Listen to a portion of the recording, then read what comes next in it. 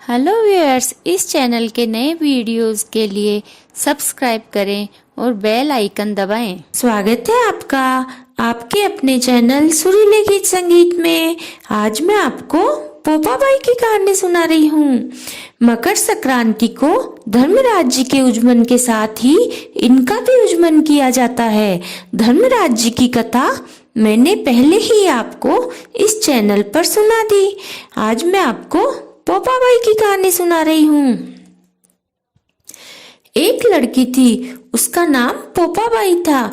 उसके माता पिता का देहांत हो गया था और वह अपने भाई भाभी के साथ रहती थी और अपना सारा समय भगवान की पूजा पाठ में बिताती थी। जब भाई भाभी उसकी शादी के लिए योग्य लड़के की तलाश करने लगे तो उसने कहा कि मुझे शादी नहीं करनी, मेरी झोपड़ी गांव के बाहर बनवा दो। भाई ने कहा यहीं रह जाओ। वह नहीं मानी। फिर उसके भाई ने गांव के बाहर झोपड़ी बनवा दी और पोपाबाई ने गांव वालों से कह दिया कि तुम अपने गाय, बछड़े, बकरी आदि चरने के लिए यहाँ भेज दिया करो और अपना बचा कुचा खाना मुझे भेज दिया करो। अब पोपाबाई वहां रहने लगी और अपना पूरा समय भगवान की पूजा पाठ में बिताने लगी और गांव वाले उसे खाना दे जाते, वह उसे खा लेती थी। एक दिन नगर का राजा शिकार खेलने जंगल में गया। राजा जंगल में झोपड़ी देखकर वहीं रुक गया और झोपड़ी के पास जाकर बोला कि इस झोपड़ी में कौन रहता है। जब अंदर से कोई आवाज नहीं सुनाई दी तो दरवाजा बजाने लगा। तब पोपाबाई पूजा पाठ करती हुई उठी और बोली कि कौन है जो मेरे द्वार पर आवाज दे रहा है।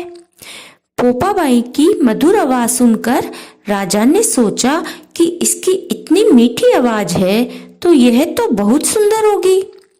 फिर राजा ने कहा कि मैं इस नगर का राजा हूँ और तुमसे शादी करना चाहता हूँ। पोपाबाई ने दरवाजा खोलकर कहा कि मैं पराये पुरुष का मुंह नहीं देखती, जहां से आए हो वहीं चले जाओ। तब राजा जबरदस्ती पोपाबाई को उठाकर ले जाने लगा। रास्ते में पोपाबाई ने राजा को श्राप दिया कि तुम्हारा सारा राजपाट नष्ट हो जाए।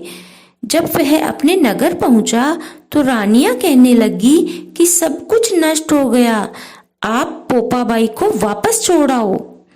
राजा जब पोपाबाई को वापस छोड़ने गया तो रास्ते में पाप की नदी आई।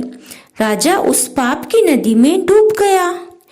पोपाबाई धर्मराज जी के यहाँ पहुंची तो धर्मराज जी ने पोपाबाई को स्वर्ग का राज दे दिया।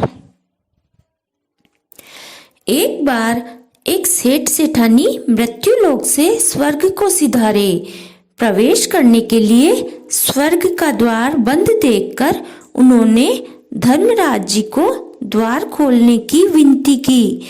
तब धर्मराज जी ने कहा कि इस द्वार पर तो पोपाबाई का राज है। तब सेठ सेठानी ने कहा कि हम पोपाबाई को नहीं जानते।